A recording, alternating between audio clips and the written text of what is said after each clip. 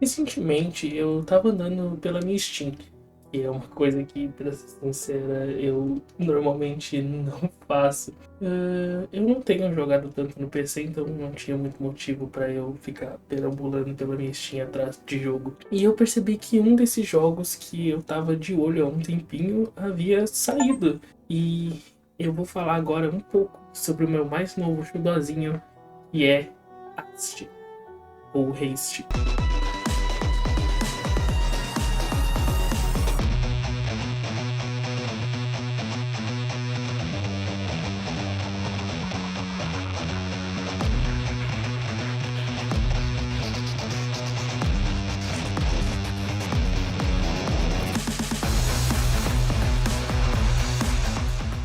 Eu tava de olho em Haste desde que eu vi um maluco aleatório postar um vídeo no Twitter sobre ele. Eu não vou achar pra colocar aqui, mas a gente finge que eu achei, finge que tá aqui, eu invento um tweet falso e espalho fake news na internet. O jogo até chegou a ter uma demo, mas eu não curto muito jogar demo porque eu sei que eu vou ficar com vontade de jogar mais o jogo e não vou conseguir porque aquilo é a demo e ela acaba, então eu nunca fui muito fã de jogar demo.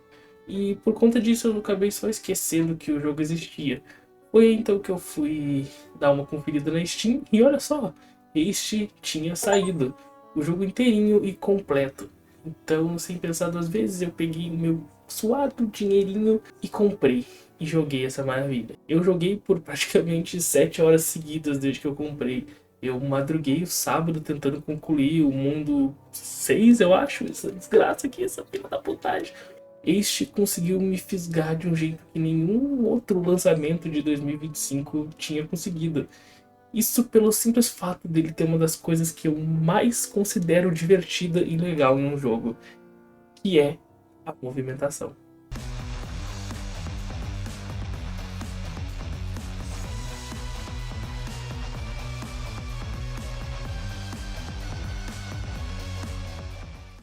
Não é novidade para ninguém que conhece esse meu canal que o meu jogo favorito é Celeste, tanto que o íconezinho da personagem, ó, que mudou inclusive, tá desenhado, eu desenhei e ela tem o coisinho aqui, ó, eu acho que tá aqui no braço, a tatuagem que eu tenho não é no braço, quer dizer, é no braço, mas não nessa parte. E Celeste acerta um ponto que eu acho muito divertido de ser explorado em jogos, e é simplesmente a movimentação. O jogo não evolui muito em sentido de mecânica, por mais que cada mundo tenha uma mecânica diferente, a personagem continua com a mesma mecânica que é pular, escalar e dash. E isso já tá ótimo. Mas ele sempre te dá um desafio novo para testar o quanto tu evolui. É incrível ver o quanto tu vai desse mundo aqui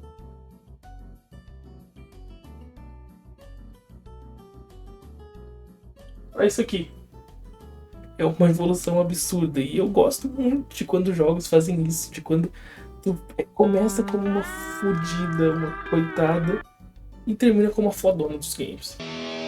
Eu particularmente sempre gostei de jogos com foco em movimentação, desde Tony Hawk do PlayStation 2 e alguns recentes que eu também joguei, como The Pathless, Neon White, Pseudo Regalia, Bomb Rush Cyberpunk, Phantom Webs, aquele jogo do Goulart, o não sei o que, a história do meu tio, alguma coisa assim, foda. E diversos jogos onde o movimento é uma das principais mecânicas do jogo. Eu sei que não tem muito sentido comparar Tony Hawk com jogos como The Pathless ou Pseudo Regalia, já que Tony Hawk é basicamente um jogo sobre skate, mas Tony Hawk que basicamente me incluiu em gostar de jogos com movimentação legal. Antes de falar um pouco sobre este, eu queria falar um pouquinho só sobre mim de novo.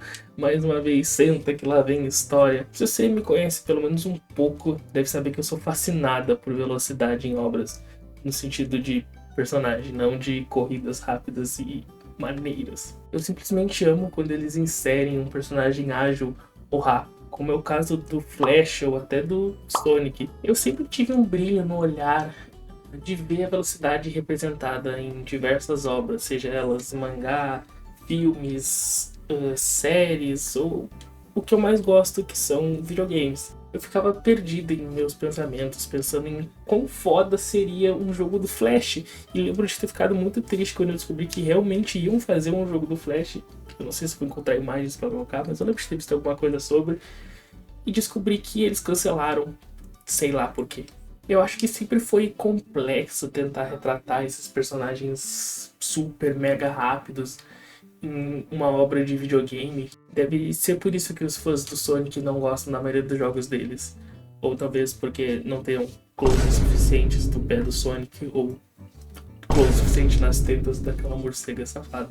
Tem uma mania que eu tenho, que é de apenas pegar um jogo que eu gosto, que é divertido de se locomover nele, e jogar enquanto eu assisto algo. Ultimamente tem sido bem difícil fazer isso, já que os jogos estão cada vez mais virando filmes e mega obras, blockbusters gigantes, onde tudo tem que ter uma historinha embolada e ser o novo clube da luta dos videogames. E eu não quero ser a pessoa que reclama dizendo: ai, que os jogos deveriam ser divertidos e não cheios de encheção de linguiça, e eu tenho mais de 30 anos, devia arranjar um emprego e sair da casa dos meus pais. Não, cara, eu só quero pegar o meu porrete e fazer bonk na cabeça de um dragão gigante.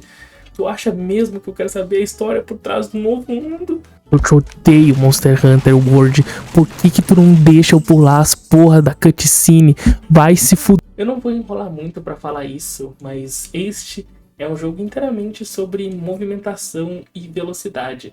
As boss fights dele são puramente sobre movimento, sobre correr atrás do boss e bater nele. Dito isso, o jogo não tem botão pra bater, tu apenas controla o personagem no analógico, pula no X, no caso desce no X, e usa as habilidades no L1 e L2. Às vezes o R1 se pegar mais de uma habilidade, mas bom, isso não vem ao caso. Então mesmo que tu não seja muito habituado com jogar videojogos no controle, ou sei lá, imagino que no teclado desse jogo seja um pouco difícil de jogar, tu deve ser bem capaz de entender as mecânicas básicas de Haste.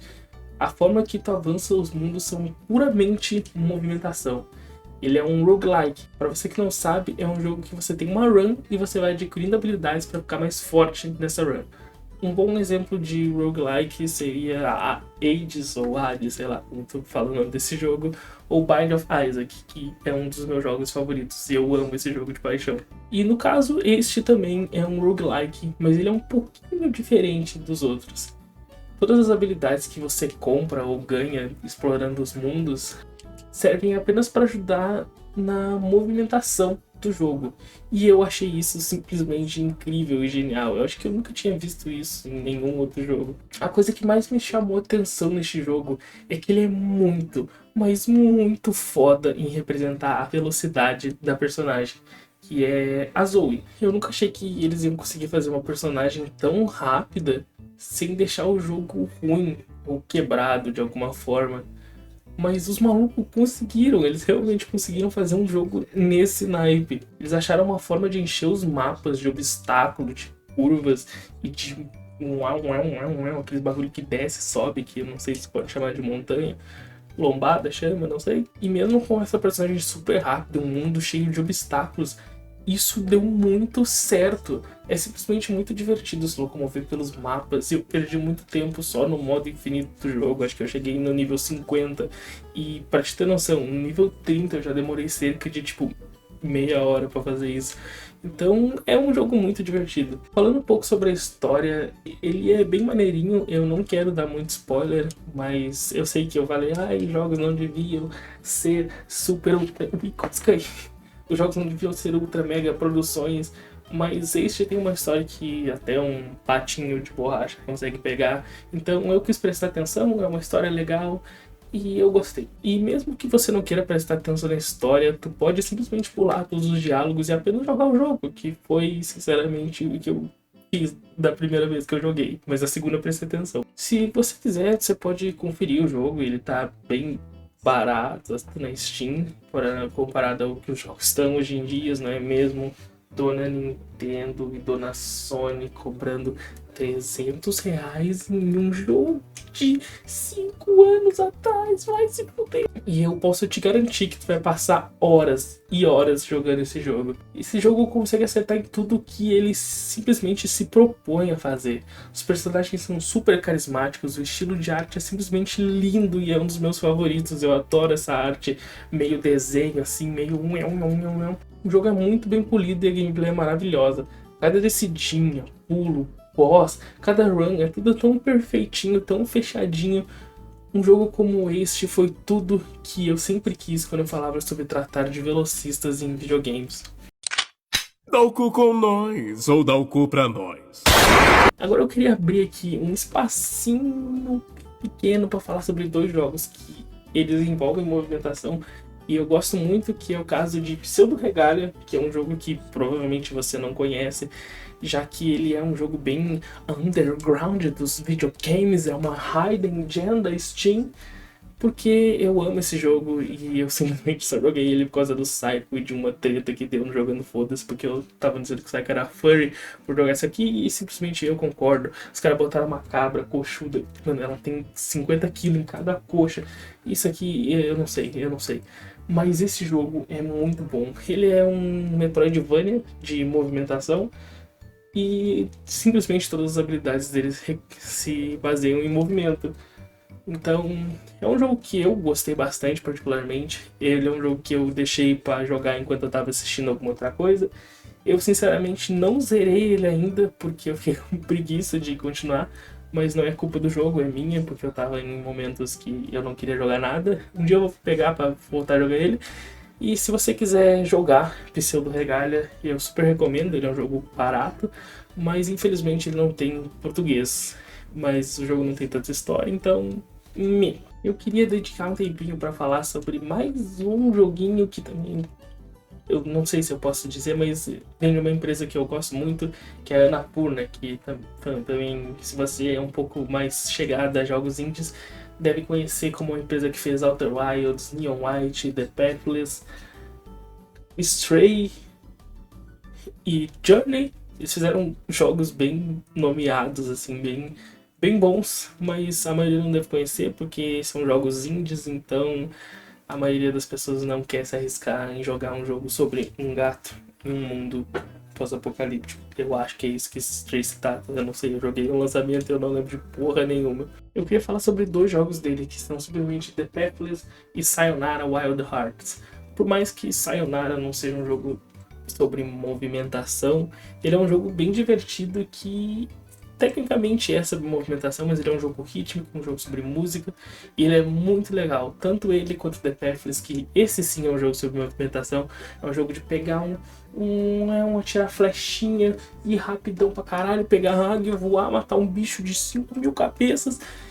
The Pathless é muito bom, eu recentemente zerei ele no PlayStation 5, por mais que eu tenha comprado ele na Epic Games, no dia que ele lançou, eu nunca zerei ele porque o meu PC não rodava o jogo na época.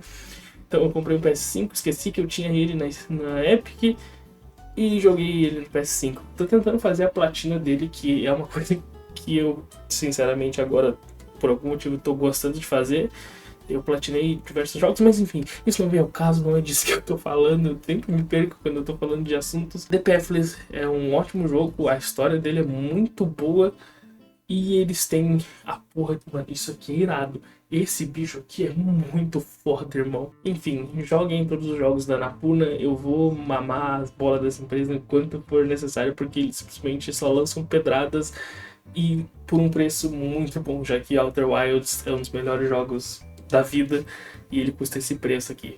Eu não lembro quanto ele tá, mas eu lembro que ele é barato, então vai estar aqui do lado. Este foi simplesmente a melhor surpresa que eu tive esse ano, e me arrisco a dizer que foi um dos melhores jogos que eu já joguei na minha vida inteira. Eu espero que existam mais jogos com foco em movimentação. Eu queria muito desejar mais jogos como este, mas eu sei o quão difícil e trabalhoso seria fazer um jogo tão bom quanto ele. Hoje em dia é bem mais fácil lançar o mesmo jogo do ano passado, só que com uma skin diferente, e vender pelo dobro do preço, porque vai ter otário que vai comprar essa porra e vai apoiar essa empresa de merda. Mas, pra mim, este foi um jogo perfeito. Eu espero que eu tenha conseguido motivar pelo menos uma pessoa a comprar o jogo e apoiar ele. E é isso. A gente se vê na próxima. E é isso. Tchau, tchau. Beijo.